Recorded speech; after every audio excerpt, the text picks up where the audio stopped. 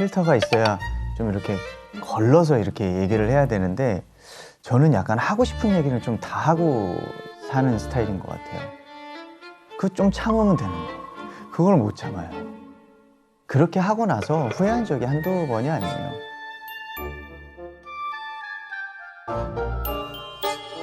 행사장에서 이제 관계자들이 계실 거 아니에요. 배가 이렇게 나오신 분이 있길래 임신하셨나 봐요. 너무 축하드립니다. 이랬더니 그게 임신이 한 게 아니라 배가 나온 거야.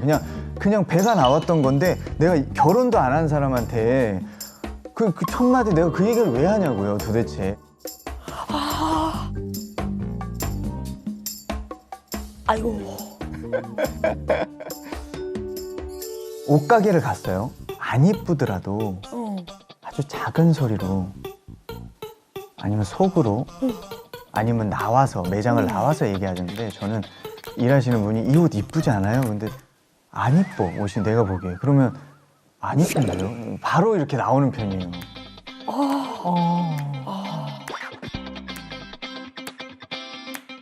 근데 약간 좀 필터가 좀 없으시긴 맞아요. 예. 생각한 대로 얘기를 한번 해가지고 한번 큰 실수를 한번 한 적이 있죠. 방송국 PD님이 심할서 쓴 적도 있고 그래요.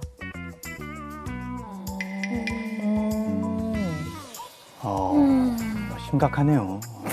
아니, 사회생활 하다 보면은 그 인사치레라고 해야 되나 립 서비스라고 해야 되나 그러니까 해야 될 때가 있잖아요. 그렇죠. 네. 그래서 저는 비즈니스가 안 되는 사람이라고 저는 생각을 하고 지금까지 살아요.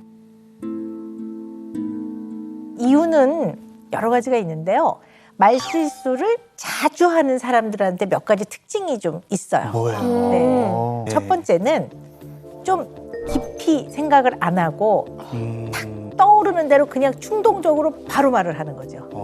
이제 아까 아유 임신하셨습니까? 축하합니다. 이게 보자마자 약간 나온 배를 보고 바로 아 이게 배가 나온 것일 수도 있고 결과를 예상하고 말을 해야 되는데 요 긴 생각을 안 하고 충동적으로 하면 이런 거 축하해 주려고 한 얘기인데 그렇죠. 의도는 좋지. 뭐 아무것도 모르고 축하만 해주려고 그랬던 거예요. 네. 뭘 알고 축하를 해줘야 되는데. 네. 근데 또 어떤 가능성이 있냐면요.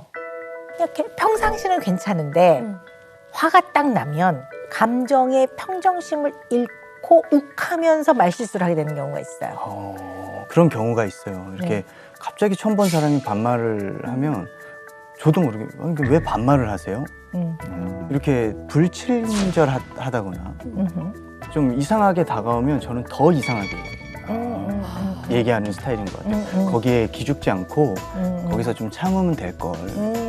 왜 내가 거기서 왜 그런 얘기를 했을까? 네. 그러시군요. 네. 또 어떤 이유가 있을 수 있냐면요. 상대방의 말을 잘 듣지 않으면 말실수를 해요. 네. 그랬던 적도 있는 것 같아요. 네. 다 해당이 되네요. 네. 대개 이제 말실수 때문에 문제가 되는 경우는 그걸 후에 풀어갈 수 있는 관계가 아닌 경우거든요. 그걸 후에 풀어갈 수 있는 관계가 아닌 경우거든요.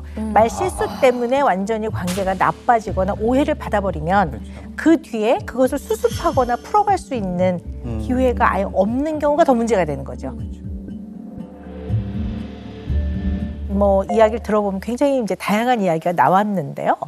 근데 그 중에서 좀 반복되고 제가 생각해도 중요한 이야기가 뭐냐면 아 그때 내가 그 말을 참았어야 하는데 그때 내가 좀 화가 나도 참았어야 하는데 참지 못해서 이런 말씀 많이 하시거든요. 네, 그래서 저는 이것을 포커싱 키워드라고 해서 제가 두 가지를 딱 뽑았어요.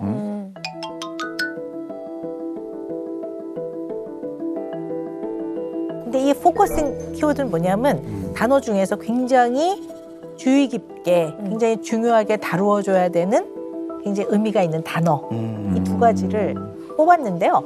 첫 번째 포커싱 키워드가 참는다 이거예요. 굉장히 반복적으로 많이 쓰세요. 참지 못해서 실수하는 부분도 분명히 있는 것 같아요. 제가 봤을 때는. 네. 그렇다면 반대로 이것만은 내가 절대 못 참겠다 하는 게 있거든요. 사람마다. 그걸 한번 들어볼까요? 못 참겠다요. 절대 못 참는 것들.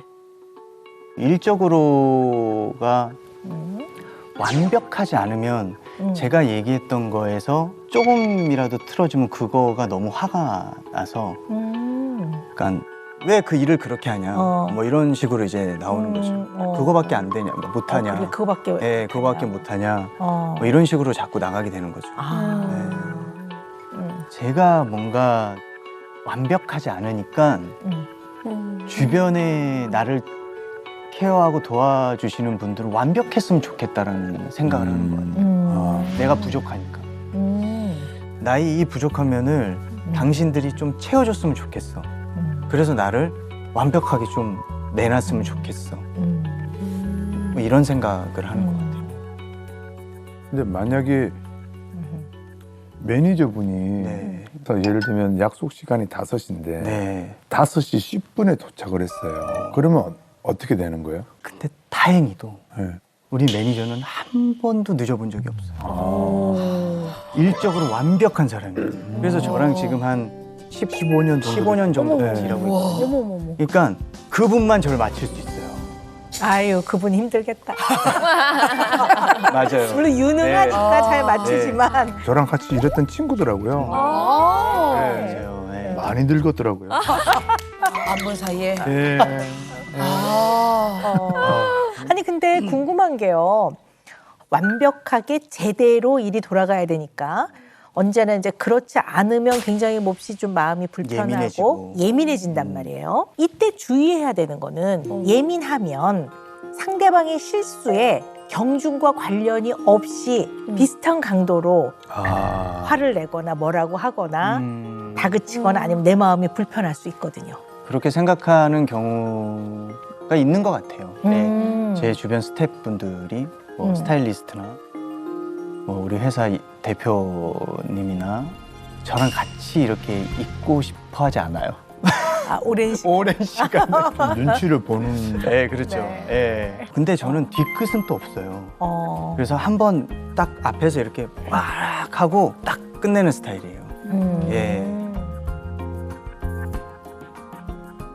근데 이제 물론 그게 장점일 수도 있는데 또 약간 저도 이게 약간 뼈골 때리는 얘기인데요. 뒤끝 없다고 하는 게 상대방 입장에서는 굉장히 언짢을 수 있어요.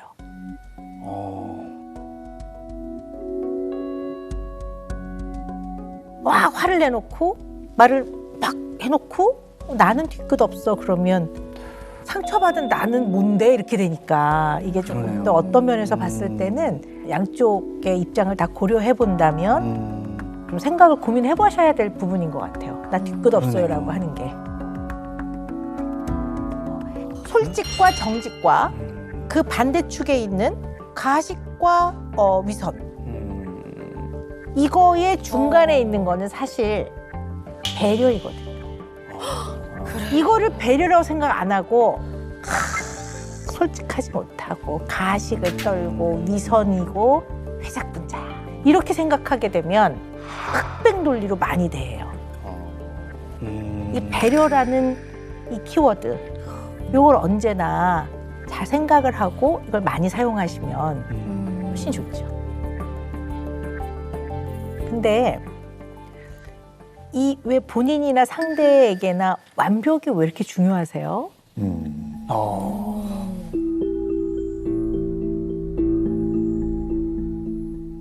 그 제가 어릴 때 축구 선수였어요. 초등학교 4학년 때부터 고2 때까지 선수 생활을 했습니다. 오래했네. 예, 그냥 저는 이제 선수였어요. 그러니까 저는 중학교 때까지는 참 잘했어요. 유소년 대표도 하고 오. 참 잘했는데 그 어린 나이 때부터 1등이 아니면 안 되고 지면 안 되고 치열하게 살았던 것 같아요. 어릴 때부터 무조건 이겨야 되고 내가 이 팀은 이겨야 되고 내가 쟤는 이겨야 되고 내가 쟤보다 달리기는 빨라야 되고 잘해야 된다라는 생각만 하고 살았던 것 같아요. 안 그러면 살아남지를 못하니까. 못하면 안 쓰여지. 예, 안 쓰여지니까. 왜 그만두셨어요? 못해서요. 좀 뭔가 방심이라고 해야 되나? 나는 지금까지 잘해왔고 다들 잘한다고 하니까 난 잘 될 거야 라고 생각을 했던 것 같아요. 근데 내가 그럴 때 다른 친구들은 저보다 2~3배를 더 훈련을 하니까 제가 그걸 따라갈 수가 없었던 거죠. 이제 점점 시합에 나가는 시간이 줄고 나중에는 아예 시합을 못 뛰게 되고 아예 이 후보 명단에도 빠지게 되고 그렇게 되더라고요. 그러니까 한 번 슬럼프에 확 빠지니까 못 나오겠더라고요. 그때 그 트라우마가 굉장히 제 인생에서는 가장 큰 트라우마였던 것 같아요. 그 트라우마를 다시 한 번 또 겪고 싶지 않았던 것 같아요. 그래서 지금은 그냥 너무 그 행복하고 싶어요. 개인적으로 그냥. 그게 이제 약간 표현을 바꿔보면 편안하고 싶으신 거거든요. 사람이 마음이 편안해 행복하잖아요. 근데 지금 봐서는 어느 누구도 신유 씨를 안 괴롭히는데 편안하진 않으신 것 같아요. 맞아요. 네. 그러니까 제 스스로 괴롭혀요. 네, 아무도 안 누가 괴롭히는 것 괴롭히는 같아요. 사람은 네네, 없어요. 네. 네, 맞아요. 네. 근데 신유 씨가 편안해지려면 이 나의 마음의 편안함을 다른 사람이 해주는 걸로 찾으시면 안 될 것 같아요. 그냥 내가 할 수 있는 걸 하고 타인이 해주는 부분은 나랑 분리해서 생각을 해야지. 다른 사람이 나를 서포트하는 거에 아기가 딱 맞아져서 내가 완벽하게 100% 어떤 일을 해낸다라고 생각하면 내가 통제할 수 없는 타인의 여러 가지 태도나 행동에 굉장히 초점을 맞추면서 그것이 내가 불편해지면 화가 난다고요. 그럼 절대로 그렇게 되면 편안할 수가 없어요. 신유 씨가.